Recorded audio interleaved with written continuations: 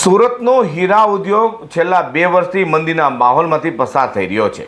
ત્યારે મંદીમાં પડ્યા પર પાટા સમાન ડાયમંડ અને જ્વેલરીના 50 વેપારીના પૈસા ફ્રીઝ થયા છે। બેંકોએ 500 કરોડ ફ્રીઝ કર્યા છે। ત્યારે સાયબર ફ્રોડના નામે પોલીસના દર દિવાળીની હેરાનગતિ થતી હોવાના બળાપા સાથે CR પાટીલને તે લોકોએ રજૂઆત પણ કરી છે। સુરતના હીરા ઉદ્યોગની મુશ્કેલી વધી છે। 50 પેઢીના અંદાજિત 500 કરોડ રૂપિયા સીઝ થયા છે। મહારાષ્ટ્ર, કેરળ અને પશ્ચિમ બંગાળ રાજ્યની પોલીસ દ્વારા બેંક એકાઉન્ટ સીઝ કરવામાં આવ્યા છે, જેથી સુરતના ઉદ્યોગપતિઓના રૂપિયા ફસાયા છે।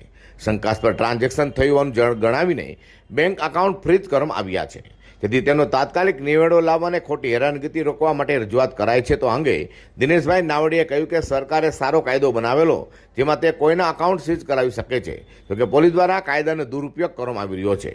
ગતરોજ 50 જેટલા વેપારીઓના 500 કરોડ કરતાં વધારેની અધધધ કહી શકાય તે અમાઉન્ટ સીઝ કરાય છે।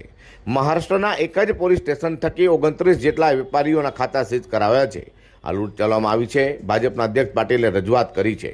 માંગણીઓ કરે તેના માટે પૈસા આપીને પતાવટ કરવામાં આવતી હોવાની પણ રજૂઆત કરાઈ છે।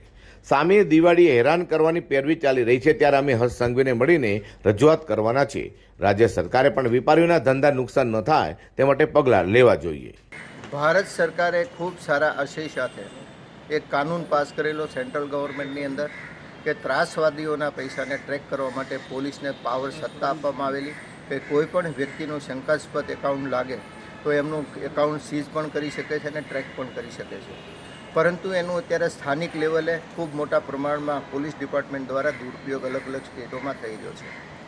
ગઈકાલે 50 કરતાં વધારે વેપારીઓના 3 સ્ટેટની અંદર 500 કરોડ કરતાં વધારે એમાઉન્ટ સીઝ કરવામાં આવ્યું છે। એમાં મુંબઈની અંદર, મહારાષ્ટ્રની અંદર એક જ પોલીસ સ્ટેશનની અંદર 29 લોકોના 300 કરોડ રૂપિયા સીઝ કરવામાં આવ્યા છે। આ એક લૂંટ ચલાવી રહ્યા છે પોલીસ ડિપાર્ટમેન્ટ દ્વારા। અને જે અમુક લોકો તો કાલે એવી પણ ઘટનાઓ સામે આવી છે કે જ્યારે અમે ભારતીય જનતા પાર્ટી ગુજરાતના અધ્યક્ષ એવા CR પાટીલ સાહેબ અને કેબિનેટ મંત્રીને રજૂઆત માટે ગયેલા, ત્યારે આ પણ વાત વેપારીઓ કરી હતી કે અમુક તો આ રીતના માંગણીઓ કરવામાં આવે છે અને અમુક તો પૈસા આપીને પતાવટ પણ કરી અને પોતાના એકાઉન્ટ ચાલુ, કારણ કે પોતાના એકાઉન્ટની અંદર 2-3 કરોડ રૂપિયાની સીઝ થઈ જાય તો માણસ ક્યાં જાય? સામી દિવાળી આવા બધા પ્રોબ્લેમ અને એનો લાભ અત્યારે આ ડિપાર્ટમેન્ટ દ્વારા લઈ રહ્યો છે।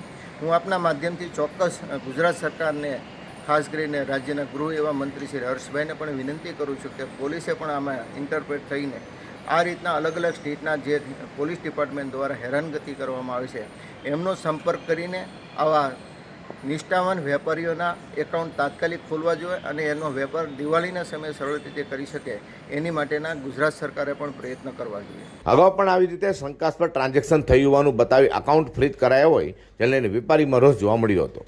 Bureau report G24 news.